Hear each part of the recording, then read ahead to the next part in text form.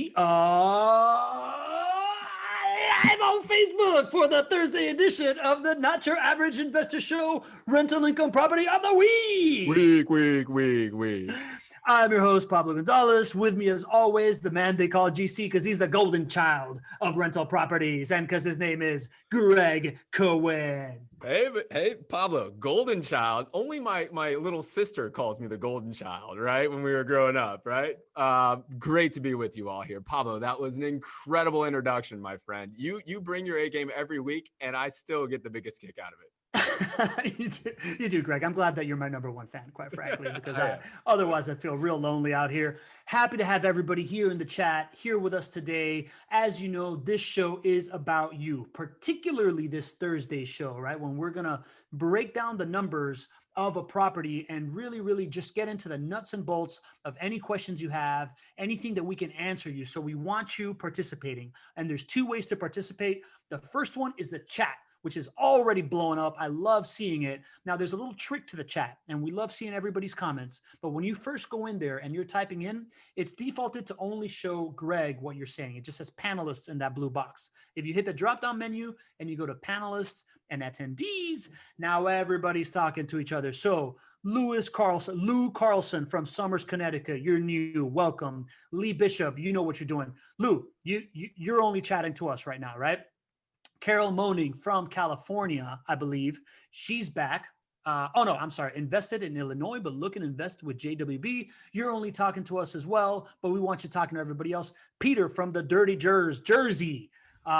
He is talking to everybody, right? So like now we see the difference. Helen Kennedy, brand new from Fort Lauderdale. Helen, welcome. I am, as you can probably tell by my name, I am a Miami guy. So I'm very familiar with Fort Lauderdale and South Florida. And I'm really familiar with the pain points of how much properties cost over there and how hard it is to invest in rental income properties when you're in South Florida versus now that I live in Jacksonville, this cornucopia of wealth creation that's ready to go for you. And I'm getting beside myself.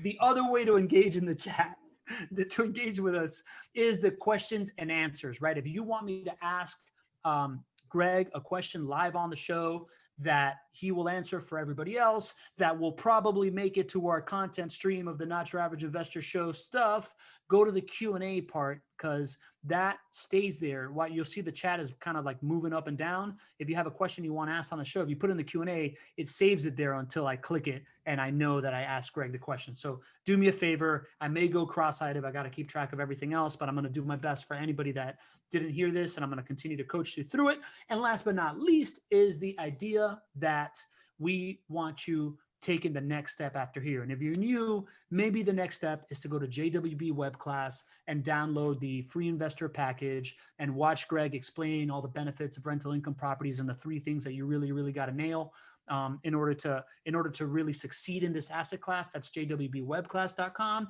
And if you've been around the block a couple times or you really like what Gregg is saying, which I generally do and I have done, is go to chatwithjwb.com and set up an appointment, get on with a team. We'll do a custom package for you.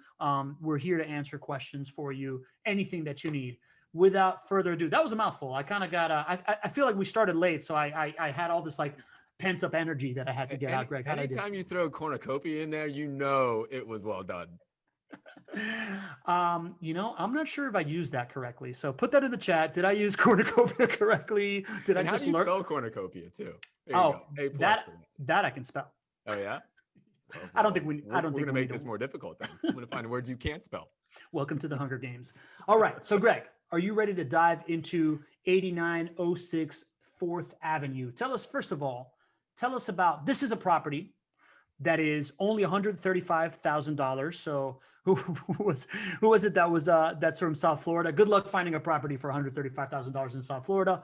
Less than 15 minutes from over 80,000 jobs is how we are teasing this thing, Gregg. So tell me why that is. Let's start with the neighborhood while I pull this up. What are these 80,000 jobs that you're talking about? First of all, why is it important that it is close to 80,000 jobs?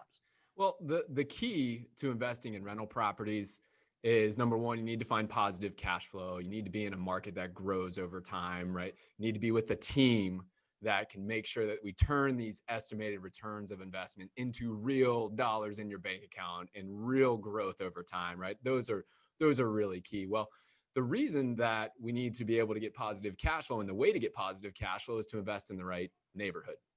The right neighborhood has low prices, high rents, and is surrounded by jobs.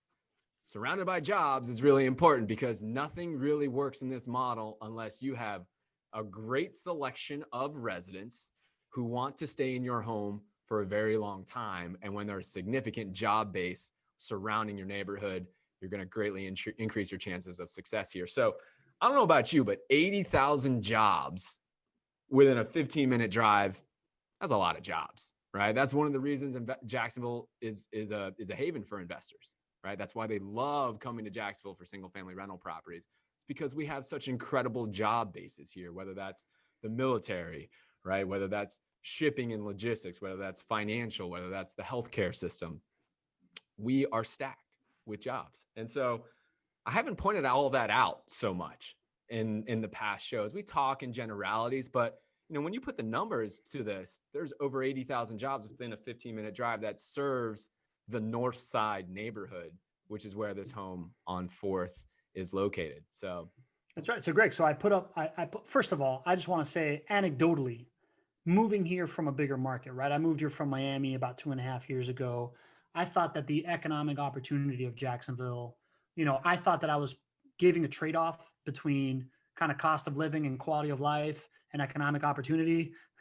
I was way off, right? like the amount of opportunity, economic opportunity that's happening here, I think at every socioeconomic level is pretty outstanding, right? But specifically for the asset class that we look for here, that you look for at JWB, Greg, that is for the kind of like that C neighborhood, blue collar kind of jobs, right? In this neighborhood here that you call the North Side, right? So when we say the North Side, we're talking about here's downtown. This is the North.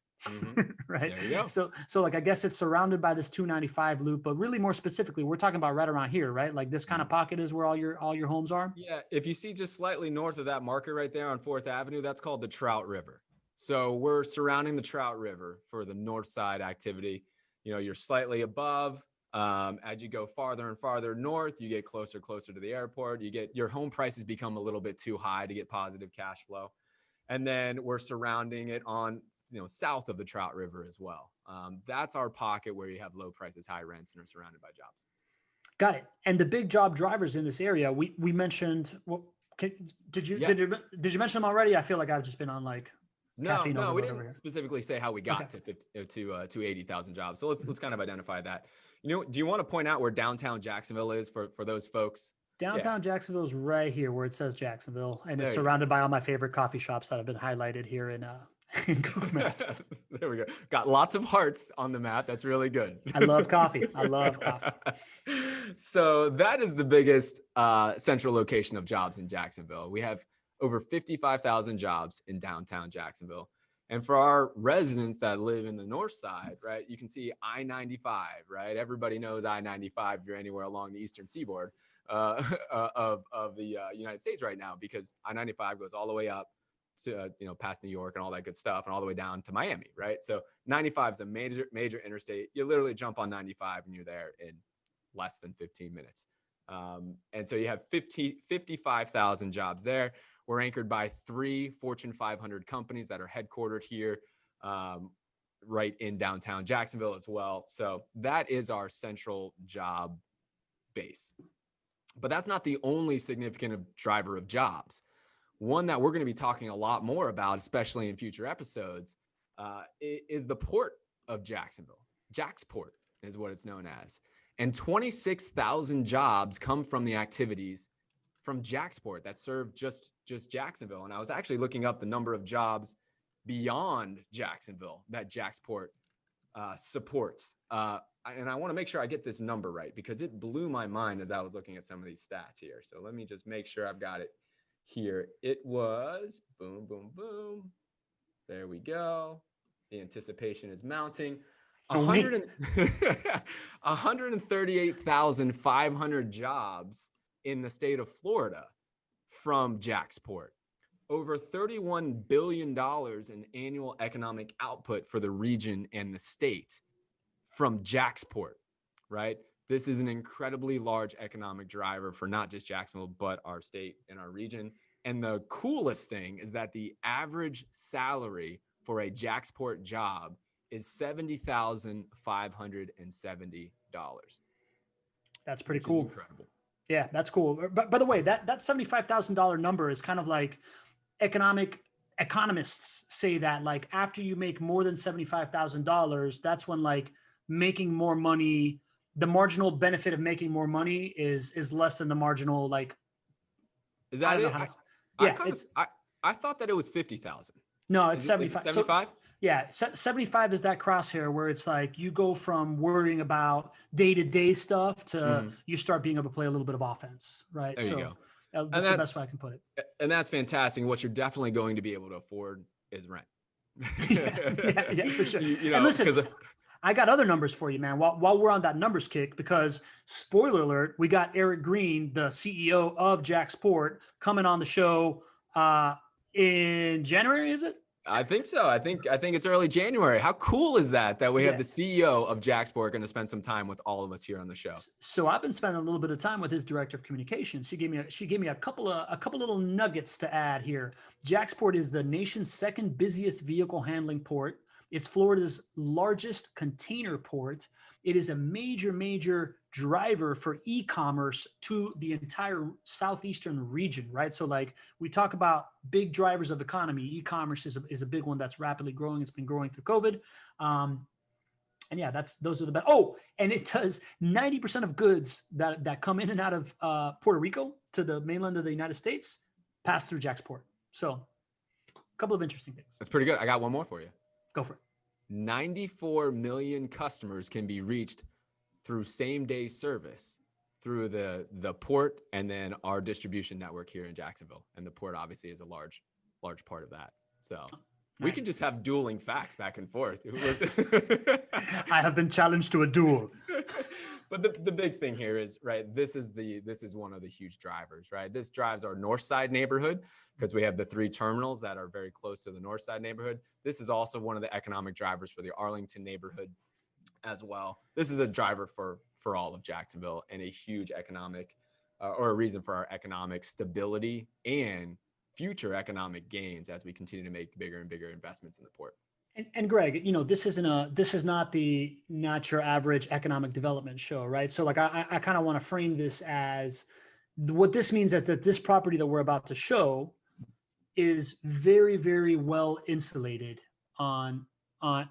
with demand of people that are going to want to live in this area to have access to these jobs. Am I right? Absolutely. Yeah. So let's get to it, man. Let's show the darling property that we're talking about here. So this is 8906 4th Avenue, Jacksonville, Florida. Again, we showed you the neighborhood where it was at. And just so you know, if you're new to this call, we repurpose this stuff into podcast. We have a friend that's listening to us right now in the future inside their ear that doesn't get access to this picture. So I'm going to talk through it a little bit.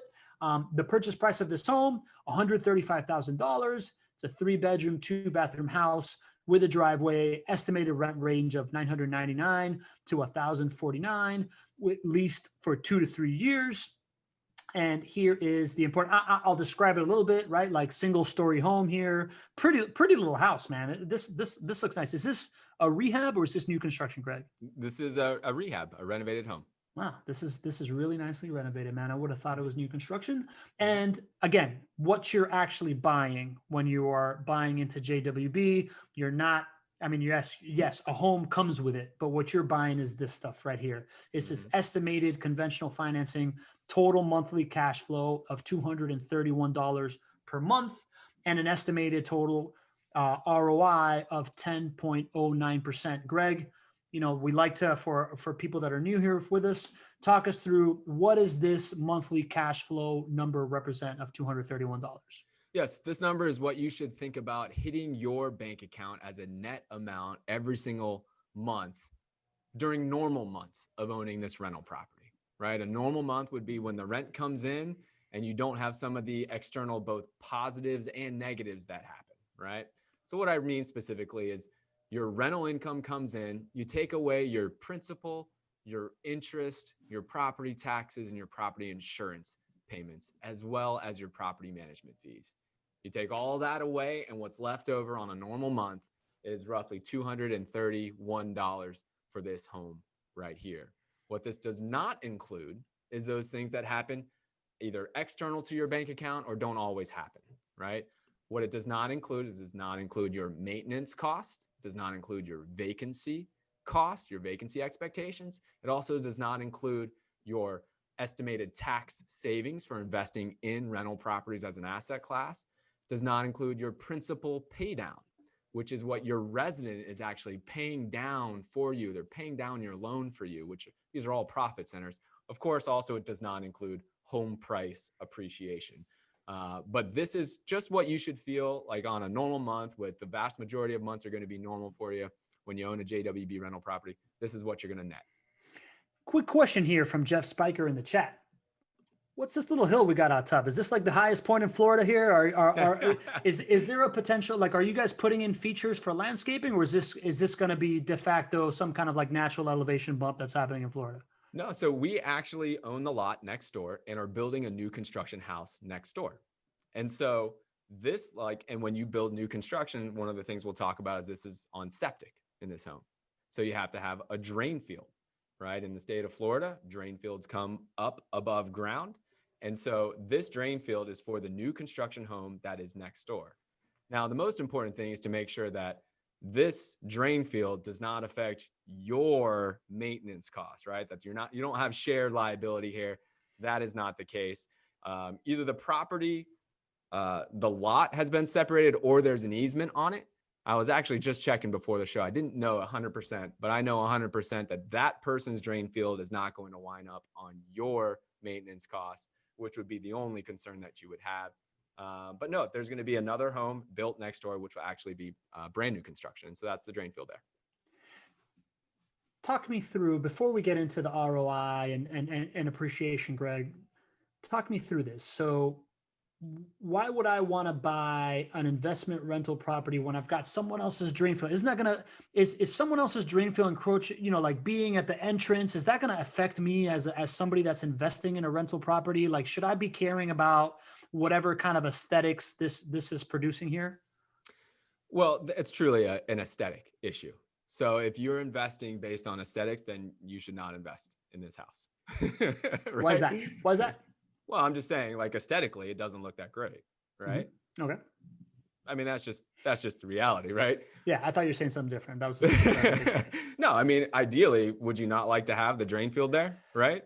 Yeah, sure. No, right? Yeah. But aesthetically is really the only difference here. Now, we talk a lot about how to invest in rental properties, and a lot of times we're talking about how to turn that aesthetic, right, that subjective, that emotional part of your brain, and really turn that off, because your job here is to produce the best risk-adjusted return on investment, right? And your job is to create the best living environment for your resident at the right rent so that they're going to stay in your home for a long time.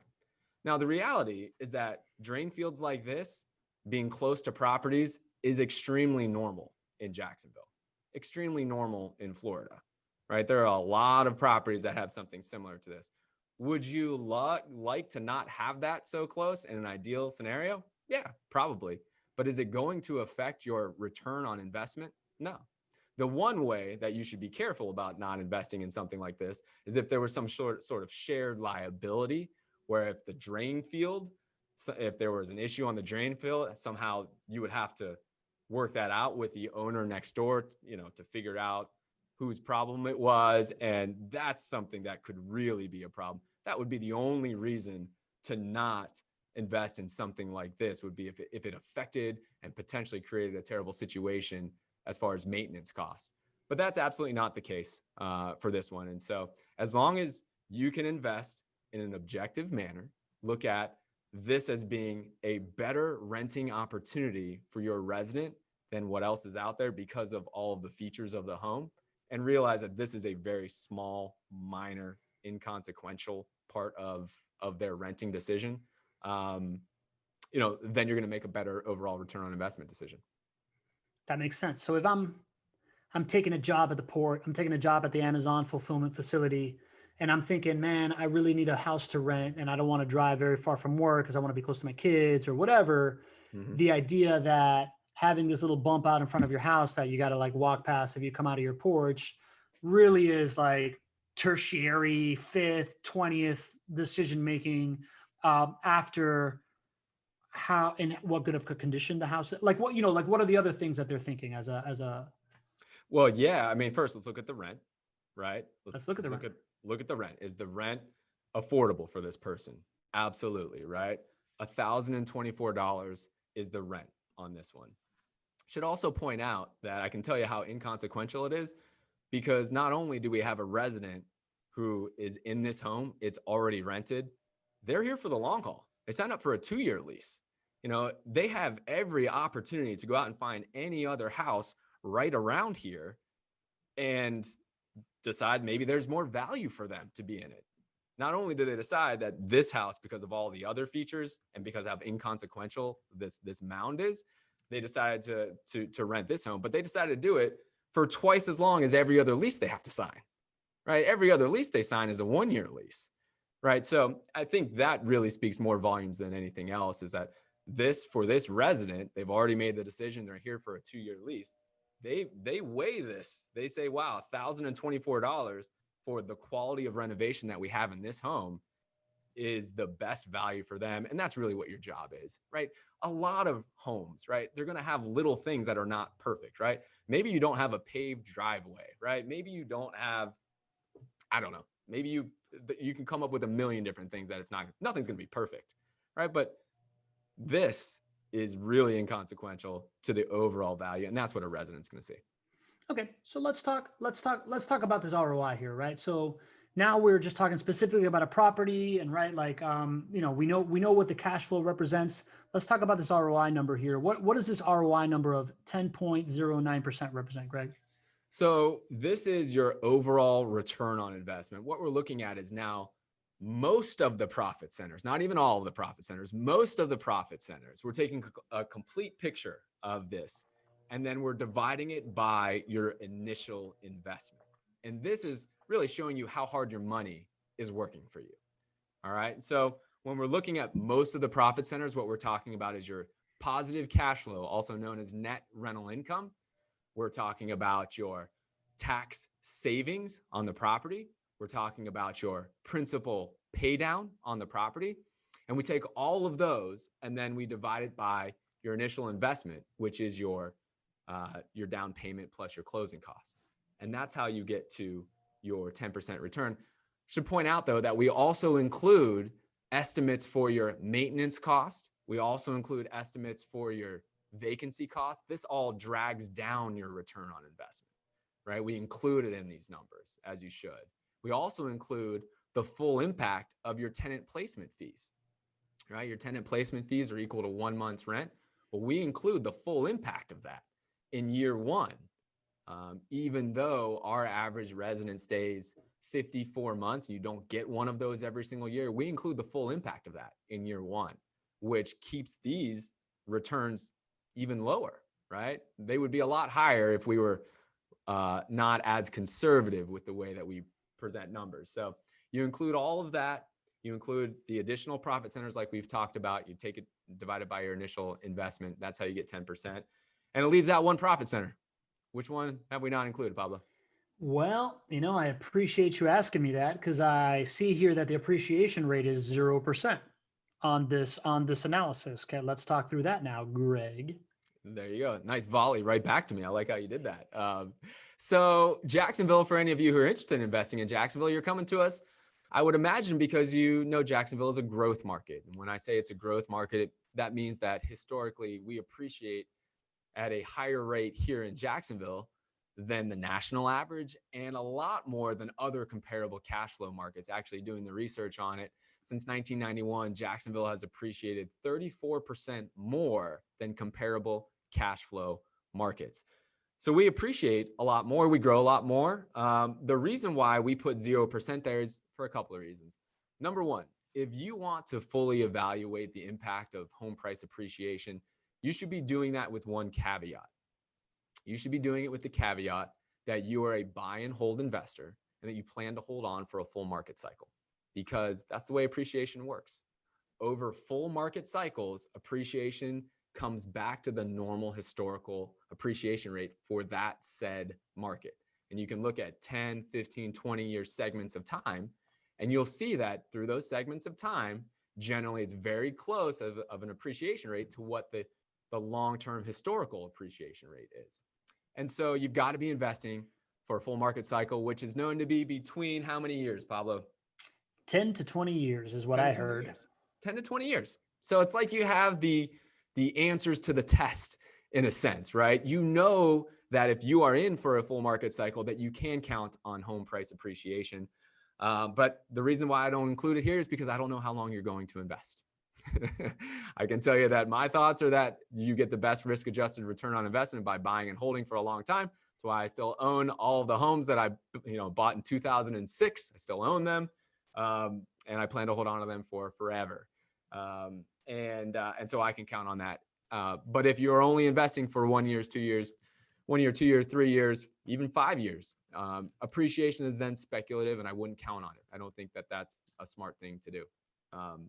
So I don't know how long you're going to do that. And the other thing is, when you start to put this long-term appreciation rate into these calculations from a return on investment perspective, the numbers just jump up, which is great. And I'm sure we'll show that in just a second. This is the full impact of the 5 profit centers. Done. There we go.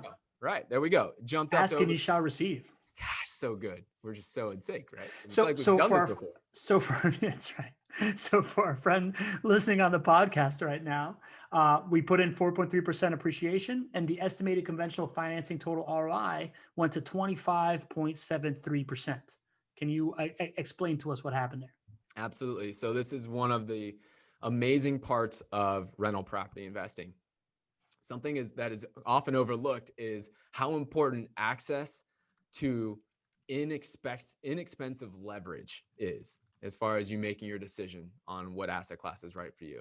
The access that you have as a rental property investor to inexpensive leverage is unlike anything else you'll see in any other asset class. Real estate gives the best loans, the best terms. You can't go to the stock market and ask to get a loan to go out and buy stocks, generally speaking. So your access to leverage really helps you when you're investing in a growth market, especially, because what happens is, as your asset grows 4.3%, that's the market value of your asset growing. But if you only put 25% down, you can take that growth of 4.3% in terms of your return from the appreciation, your return on investment, you can multiply it times 4, because you only put 25% down. So it's amazing. Over time, we see that real estate does go up if you invest long enough. And at the same time, you have access to this leverage, which just supercharges your returns. And that's why it's taken it roughly from a 10% return to a almost 26% return, because of the impact of investing with financing and the asset growing over time. Man, that is, I love when you explain that, because that's what, as you know, I'm in the middle of trying to close on my house right now. And that's really what made the most sense to me. It's like this idea of just like, if I'm investing in this asset class versus another long-term safe buy and hold asset, it's like, this is the only one that I can invest in that isn't just my money. It's my money plus some that then gives me interest on the like that sum of the whole, right? So like I'm always like baffled by the idea that like at a, you put in a certain amount of money and you're getting return on this whole other piece of the pie as well. It's amazing, right? It's incredible, man. It's incredible. We got a great question here from Margaret Smith, and she asks, I know one puts in a maintenance figure for some larger ticket items, such as a roof every 20 years, for example. Do you have replacement time or maintenance figure for septic? Well, I can tell you that any of those replacements of septic systems has been included in that number that we have there. If you see 9% there for a maintenance rate, that's 9% of the gross rents that we estimate that's what your maintenance cost will be on an annual basis. All right. So any of those, what we call capital expenditures like a roof, right? If you have to replace a septic system, these are bigger ticket items that if you hold houses for as long as I have, you're going to have some eventually. All of those costs are rolled in there. And so I don't know off the top of my head how long septic systems are supposed to last. Maybe we have some septic professionals on the call here and you want to chime in. You probably know more than I do about septic tanks, but I can tell you that we care about how that's going to affect your return on investment. And that's where that 9% figure takes that into account. All right. And, now that we're talking about it, that 9% maintenance rate, that's a high figure, right, Gregg? Yeah.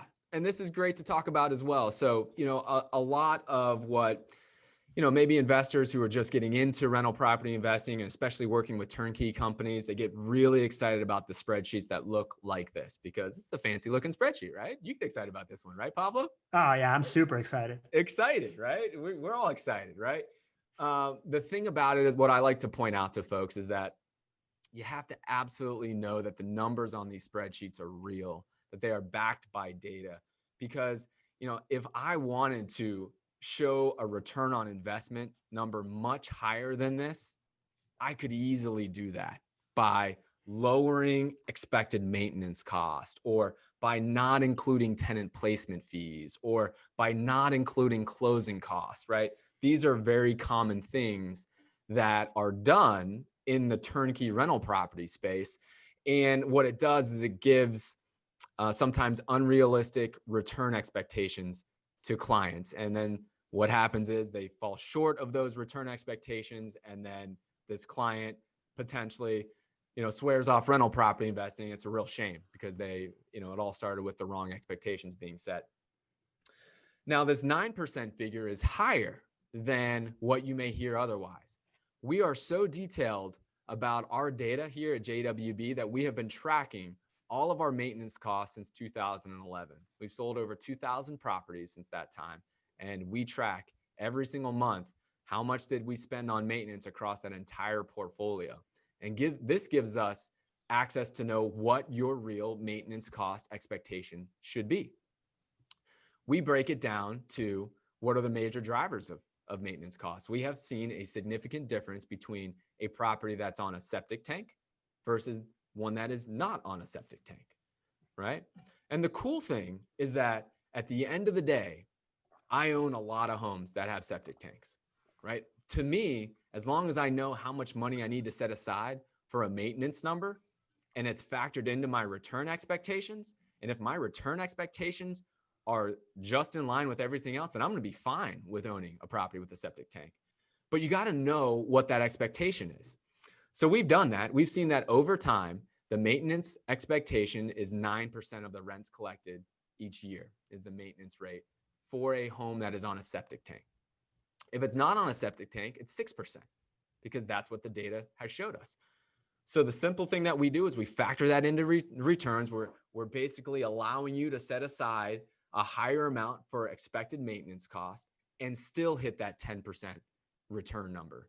And if for any reason we had to put that 9% rate in there and the returns weren't this high and they weren't high enough, they didn't meet our 9 to 11% threshold, then we simply couldn't offer this property to you because it just doesn't meet the ultimate return on investment, assuming that you're going to have slightly higher maintenance costs for a septic tank.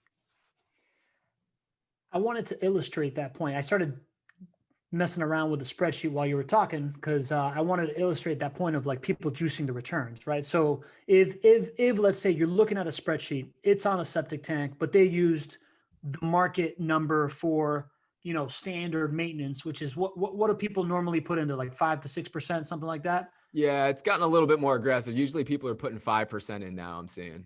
Okay, so let's give people the benefit of the doubt and put it at 6%.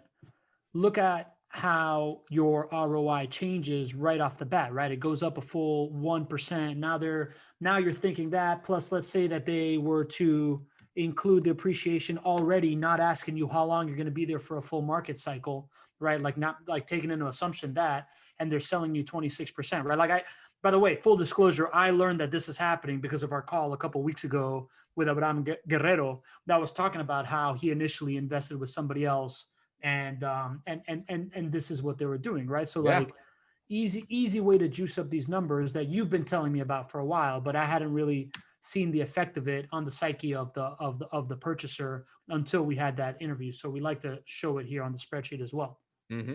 And the other reason why we care so much about making sure these numbers are real is because there's nowhere to hide from us, right? We have in-house property management.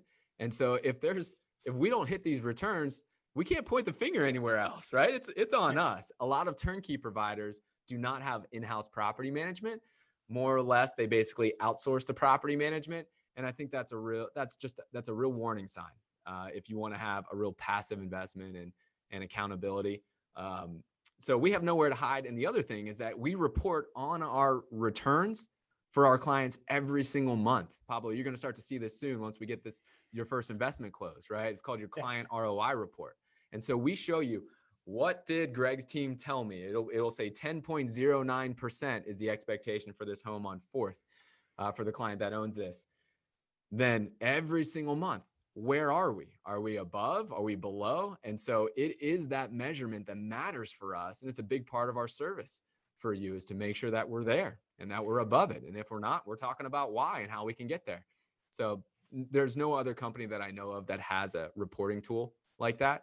And I think a lot of that kind of leads to a little bit more of an aggressive stance on low maintenance costs, which ultimately hurts clients.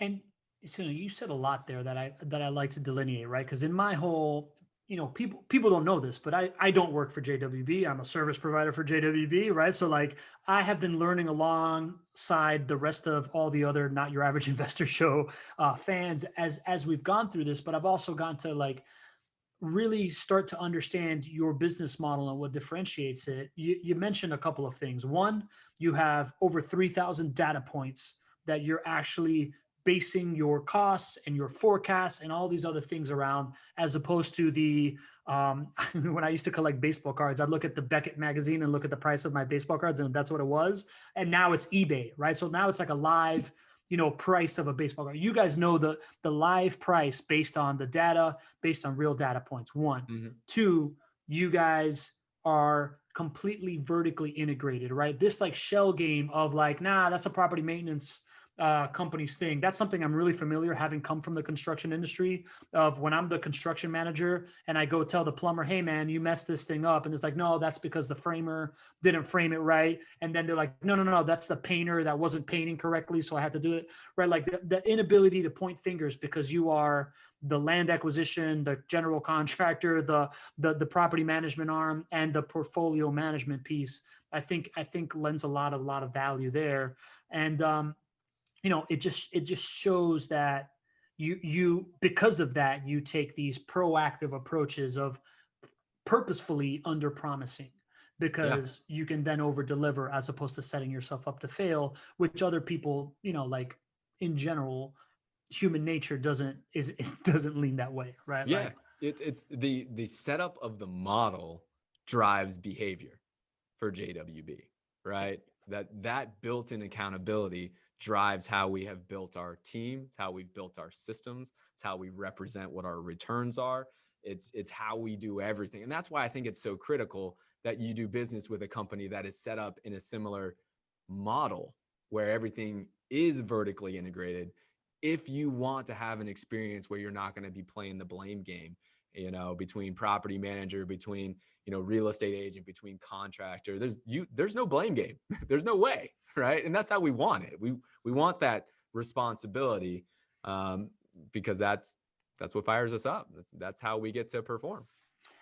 You're not the only one that's fired up about it, Gregg. I'm getting a lot of love here in the comments, right? So Christina View writes us, hey, my name is Christina. I've been listening to you guys' awesome seminar. Just to share with you, I'm closing today at a house on Brait Avenue. Thank you so much for you guys' support. So excited and looking forward to this investment. That's really cool, Christina. I hope to join you soon too. Wow, Christina, thank you so much for saying that. I can't tell you what that means to me, to Pablo, to our team. Just amazing. I'm so happy for you closing on the first one.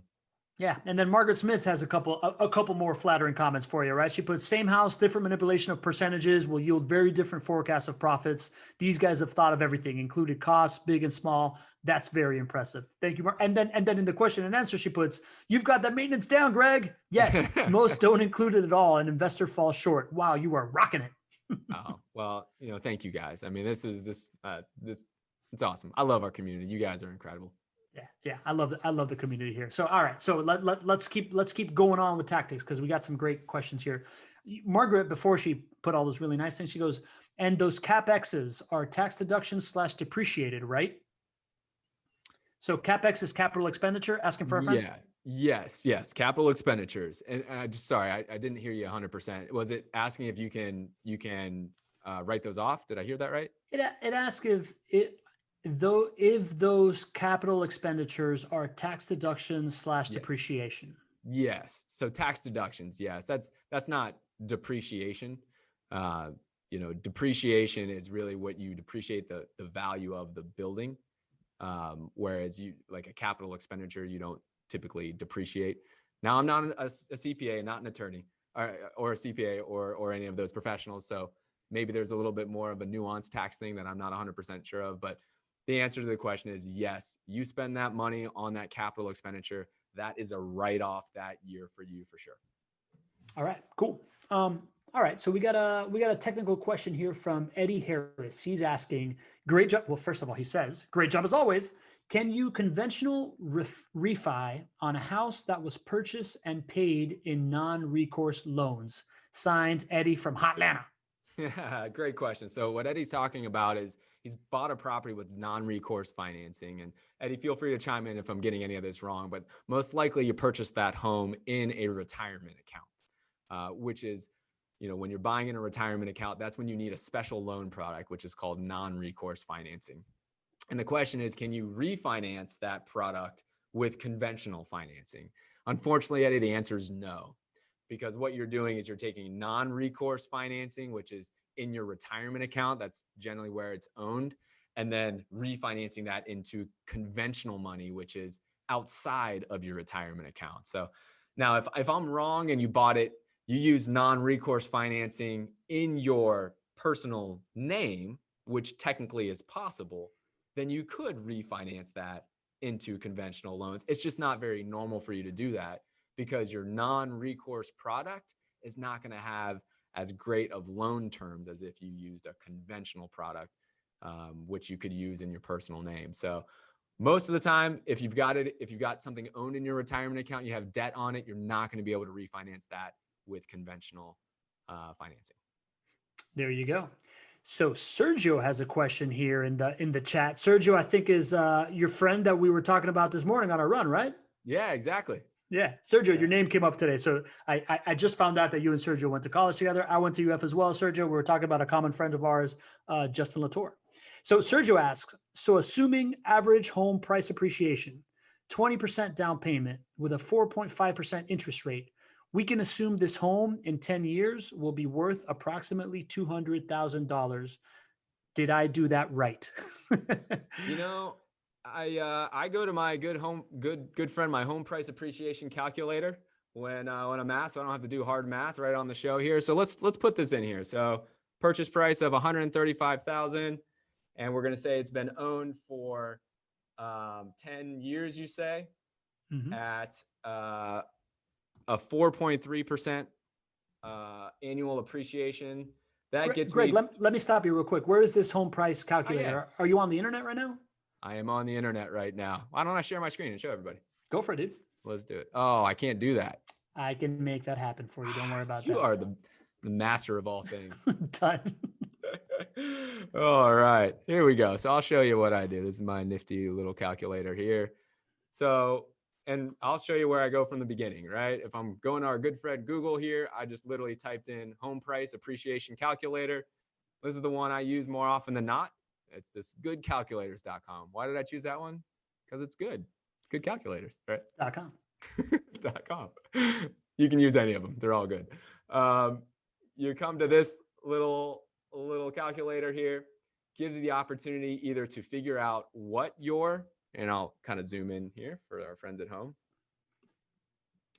you can figure out either what your appreciation rate is if you set two figures of pricing here. So like this would be if in 10 years, you know, if your value went from $100,000 to $200,000 and you owned it for 10 years, that would be 7.18% appreciation year over year. So what Sergio's asking is, what's my future home value? So you can just use this drop down, and then we're going to set the purchase price at 135, and then the historical home price appreciation rate on average in Jacksonville is 4.3%. Let's say that you held on to it for 10 years and that it appreciated at this rate of 4.3%. And that in that case, it would be worth $205,672. There you go. Sergio, you nailed it, man. University of Florida education for the win. Go Gators. Go Gators. Awesome. Eddie Harris has a follow-up here. Thanks. And only additional if the house has been paid in full, no more mortgage. Can you then refinance conventional loan? So I guess if we're backtracking here, he has a non-recourse loan that he took out, then paid it in full. Then can he use that house for a refinance conventional loan? Another great question. I like your creativity. The answer is still no. You can't take assets that are owned by you as your retirement account and then use, non-qualified money is what it's called. Money outside of your retirement account, loans outside of your retirement account. You can't do that. You have to keep things very separate there. Okay. And Greg, can you just kind of talk about how you would purchase, for anybody that's new here, how you would purchase a home in a retirement account? Can you talk about those mechanics? And a lot of people are not familiar with it. So I'm glad you brought that up. Many people aren't aware. They think that you're just trapped by investing just in the stock market with your retirement accounts, because that's the only thing that's offered to your company 401k plan, I'm sure. And that's just the normal way that people kind of understand investing. It's actually not the case. You can invest in real estate with your retirement accounts. The thing about it is you have to use a custodian that allows you to do it. Now, the big guys, Schwab and E-Trade and all that good stuff, they don't allow you to invest in real estate with your retirement accounts. But that doesn't mean you can't do it. You have to work with a smaller niche custodian that wants to allow you to invest in something that's a little bit more complex for them, right? It's a little bit more risky for them. The big guys don't have to do it. These smaller niche custodians want to do it. They've built their business model around being able to offer these types of asset classes to be able to invest with retirement accounts. So they're called self-directed custodians. And if anybody would like a referral, personal referral to the company that I use currently, happy to do that. I use a company called New View Trust currently right now. And so if you want a personal referral, you can just reach out to my team. You can set up a time to speak with us at chatwithjwb.com, or you can just send an email to info@jwbcompanies.com. We'll send you a personal introduction. Happy to do that. If I can add one more resource there, or you can go back and check out Not Your Average Investor Show episode with Jason DeBono on it, and you can figure out if you like the dude or not. There you go. Jason is one of the big guys over at New View and a great friend as well. So speak very highly of their company. So that's what you do. You set up a relationship with a self-directed custodian, like a New View Trust. And then New View basically is going to be the custodian that basically directs your investment. So what you do is you'd work with a company like JWB. At the same time, we're referring you over to New View Trust, or you may work with a different self-directed custodian as well. That's okay too. Doesn't have to be New View. At the same time, when you're making your decision on your rental property and which one you're going to invest in, JWB is working hand in hand with a company like a New View. And what's going to happen is at the contract stage, your retirement account is going to be the purchaser of the property. And at the closing stage, the funds are going to be directed by New View to come from your retirement account to actually purchase the home. And then once you own the home and rental income comes in, it's going to come to JWB, and that's going to be directed back to your account with your self-directed custodian. And then when you have a maintenance item that comes up, that is going to come from the account through your self-directed custodian. So the most important thing is that you cannot commingle funds between you as a person and you as a retirement account. It has to be completely separate all the way throughout. There you go. That was one of the first concepts that I learned while co-hosting this show with you, right? That was like super mind-blowing. The idea that you can take money from a 401k, invest in a rental income property, stuff like that. And I remember you kind of telling me this whole like backstory of your dad saying that that was illegal. Oh yeah. Oh yeah. My whole, everybody you talk to, most people would say, you think you're investing in real estate with your 401k or with your IRA? They're gonna say, oh, I don't think that, there's something fishy about that. Do the research, do your due diligence. But I can tell you, I've been doing it for over a decade. Awesome. Mark Henninger right now in the chat says, I'm doing this right now and about to contact you guys to get a home with my insurance policy. This is a really great and keeps money in your account. Absolutely. That's Agreed. fantastic. Just like you and I were talking about when you were excited about doing this, we actually went in a different direction than investing there. So there are more nuances to talk to. You have to make sure from a reserves perspective that you have the right amount in there. There's a number of other things that we need to talk about before you just go off and start to do this. So I would highly encourage you to speak with my team, who has helped clients do this for many, many years before you're ready to pull the trigger. But it is a wonderful way to diversify. I mean, so many people have all of their retirement accounts in the stock market, and we see what happens in the stock market. It goes up, it goes down, it goes up, it goes down. You don't want to be in that spot of a down moment when you are needing it, when you are nearing retirement. And unfortunately, we never know when that's going to happen. You can put it into a more consistent asset class like rental properties, or you can put a portion of it into a more consistent asset class. It doesn't have to be at all, right? It might be a third, it might be 25%. Who knows what the right number is for you, but you don't have to feel like everything has to be in stocks and bonds. Yeah, and I may have misspoken here. He says he's doing both, but he was talking about, I guess he brought up something called infinite banking concepts. And I'm as the uneducated fellow that I am, I assume that he was just talking about something you were saying. I try to play it cool there, but I don't. So Gregg, when Mark says infinite banking concepts, can you explain that asking for a friend? To me, I hear different things for infinite banking. So I probably need a little help from Mark to help him get his help on this one. There's a couple different concepts, and I'm not sure exactly which one he's speaking to. So infinite banking can be using a life insurance policy as a way to get capital to be able to invest. And I don't fully understand all the ways around it. So that might be what he's talking about. Or infinite banking can be a strategy where you basically look at an accelerated debt pay down structure, kind of like Abraham Guerrero, what we were talking about. And so how he's using a product basically to help him kind of use a home equity line of credit as a way to either pay down his debt quicker or be able to come up with additional capital to invest. So to me, it has different terminologies. I would imagine it's one of those two. But maybe Mark can kind of help us out there in the chat. Yeah, and I'm actually telling Mark right now, if you're not in our Facebook group, would love to have you in the Facebook group. If you want to post concepts around infinite banking and have people share, right? Like, I guess this is the time of the call where we talk about our Facebook group.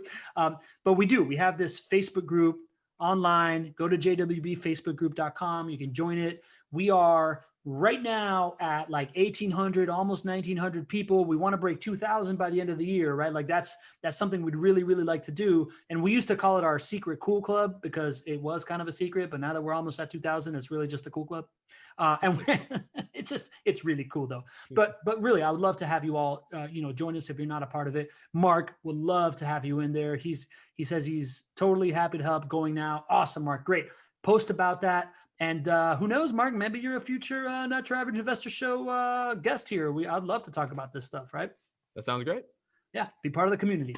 Okay, so a couple more questions. Gregg, we're coming up on 1:30. Do you need to go out at exactly 1:30? Do we have an extra 5 minutes? No, we're good to go. We're good to go. Super. Margaret Smith says, I have partnered personally on an investment in a real estate note with my Roth IRA before. Mm-hmm. If I did that with an actual property, say on a 50% me, 50% my IRA ownership, would a bank be interested in funding the personal portion of that? This is something I'm going to defer probably too, to get a little, it's kind of nuanced. My general feeling, Margaret, is the answer would be no. I don't believe that you can get financing for your personal part of your, of the split of the investment. I'm pretty sure about that, but I would reach out, a great, of course, a lender, conventional lender could give you an answer, but I think reaching out to a self-directed custodian that you're working with already would be another great person to reach out to, or a non-recourse lender that you're familiar with would also probably be a good source of information for you on that one. All right, there you go, Margaret. You gotta ask an expert.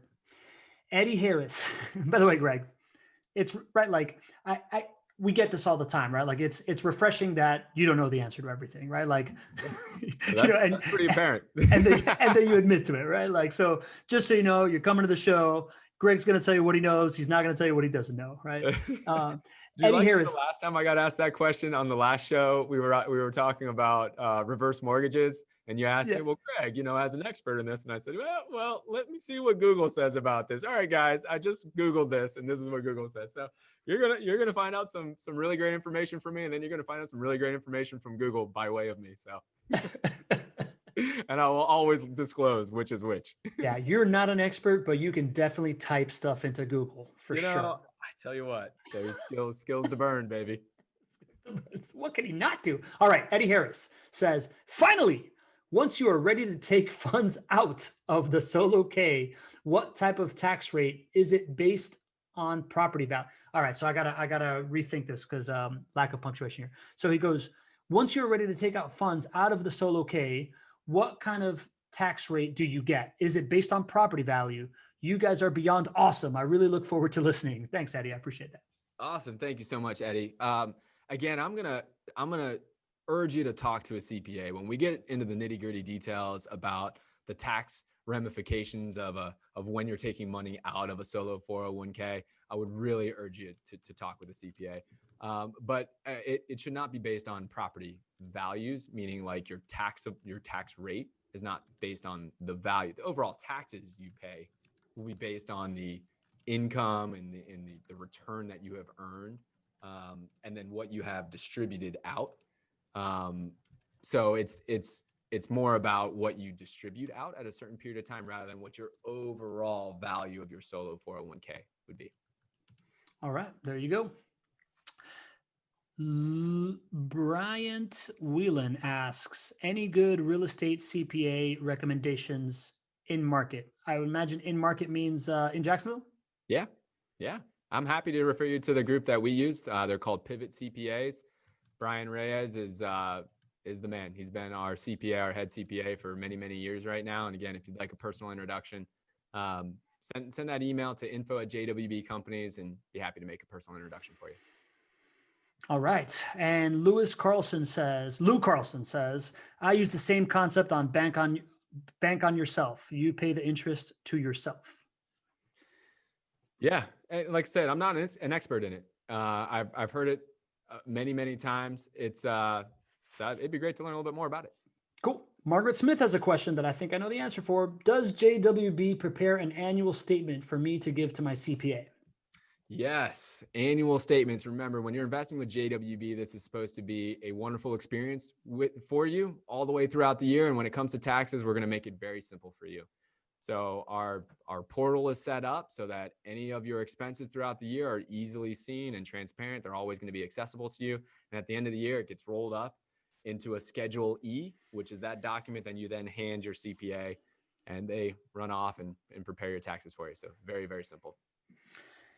All right, Gregg, we are well over the hour mark today. I think it's been an awesome show, man. I love these Thursday shows. How about you? They're special, man. They really are. Yeah, it really is, right? Like this is really like where we get to, when we have a guest. By the way, I have to scroll all the way back up because I think I got a note here from Ken.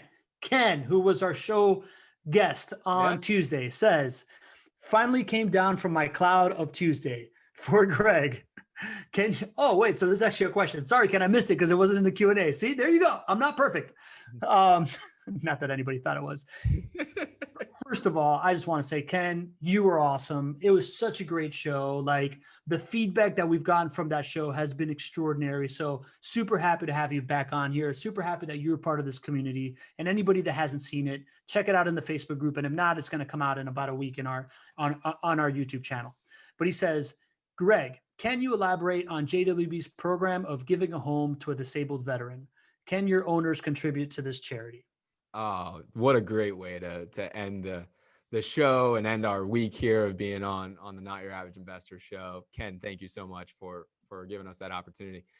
Yeah, so we are here to change people's lives at JWB. That is our mission, right? It is not to the rental properties and the property management is the tool. That's the service that we provide. But we believe that we have a platform and a way to really make a positive impact in the community.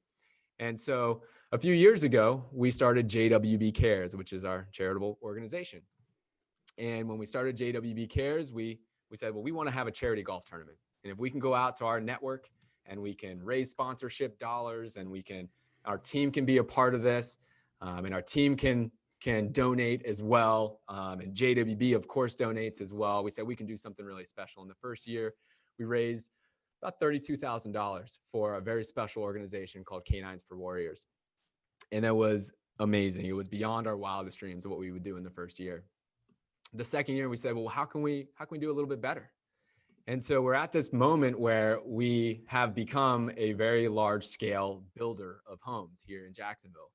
And we're on the top 10 builders list. So we said, okay, new construction is one of the things we do really well. What if we can go to our same group, our same network and our team, and we can kind of connect the dots of really changing somebody's lives a little bit more. And so we set out with the very audacious goal to build a new construction home for a veteran who had fallen on hard times, and to come together and to donate that home to that veteran. And so we did that 2 years ago was the first one. Rick Smith was the first gentleman that was the recipient of the donation from JWB Cares. Then it was an incredible moment in my life and in our company history. Since then, last year we did the same thing. And so this year, again, we are in the process of building that home for our next veteran who is going to receive that. Normally we give the home away in October, but we're all dealing with COVID. So the charity golf tournament is set for March of next year. The dollars have been raised, the home is being built, and we will be giving that home away to another very deserving veteran. And it is one of the moments, it's just one of the best moments of the year for our team. So thank you, Ken. It's really important for us.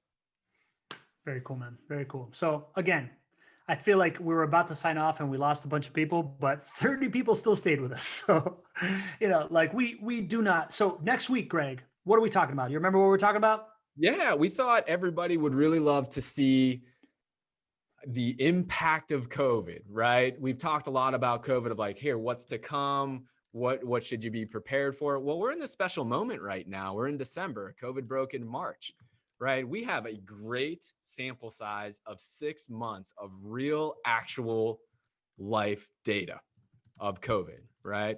JWB Property Management manages over 3,600 homes. There have been X number of homes sold. There's been X number of clients that have been impacted for COVID. So the cool thing that Pablo and I are going to do is we're going to talk about, give a refresher of what we said our thoughts on COVID were in March when it broke, when there was no game plan or rule book for how COVID was going to be affected. We're going to compare, what did we say was going to happen? What did we recommend to you to make the best investment decisions to do? What were our thoughts there? Then we've got this 6-month case study now that we've got real numbers, and we're going to look at it and say, what are the real numbers, right? How did this compare to years in the past? What's the real COVID impact? How does that compare with what we said? And then we're going to leave you guys with thoughts on what's to come, right? COVID obviously is still dominating the headlines. It's not going anywhere anytime soon as far as just the impact to real life. So what does that mean for your future investment decisions? So it's going to be a very cool, we'll call it a 2020 year in review, but it's going to be dominated by what's dominated all of our lives in 2020, which is really the COVID impact to rental property investing here in Jacksonville. Yeah, man. Again, under the in the whole like under promise over deliver thing, right? Like you Gotta give it to you, man. You nailed it when COVID was breaking out, right? Like your predictions of how it was going to affect the market. Even though I remember early on in the shows when we really didn't believe in COVID, right? Like we you know, like Yeah.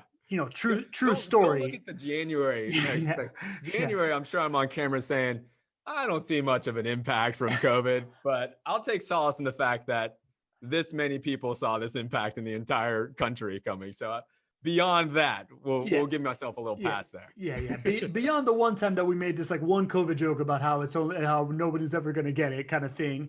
Yeah. Once it really broke out and everybody was freaking out about home prices, you were really on point as far as like what was happening out there. You were nervous about sharing it live, and I'm like, Greg, just go for it, dude. Like just give your usual caveats, give your like temper expectations and whatnot, but tell people what you're thinking so that they know what's going on. And to your credit, you did it.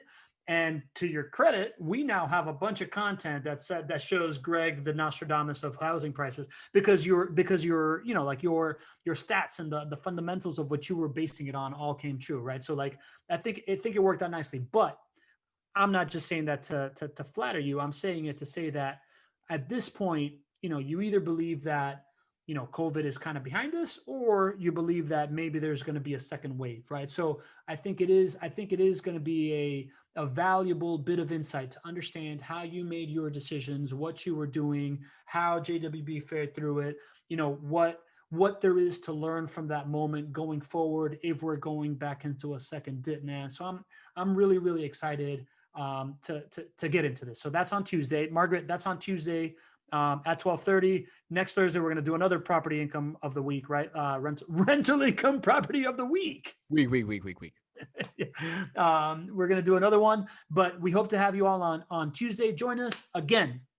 If this is your first time and you want to download, specifically if you want to download this sheet that we were just messing around with and fiddling with, go to jwbwebclass.com, catch the webinar. That's like a real breakdown of like the whole asset class for you to think about. Mark, we'd love to get your, you being an investing expert, we'd love to get your feedback on that webinar if you want to spend time with us and get the investor toolkit and let us know what you think about that one or anybody else. And again, if you want to hop on a call with the team, go to chatwithjwb.com. If you like this property, right? Greg, is this property available? This one was sold. This one was just sold. But the great thing, like all of the properties of the week that I bring to you, if this makes sense to you, there are literally dozens behind it that are very similar. So if this is something that you're interested in, that we do the same thing over and over again, the same types of homes, the same types of neighborhoods. If it ain't broke, don't fix it. So that's what we do. So reach out to my team. You can go to chatwithjwb.com and kick off that conversation, and we'll be able to fill your portfolio with something just like this.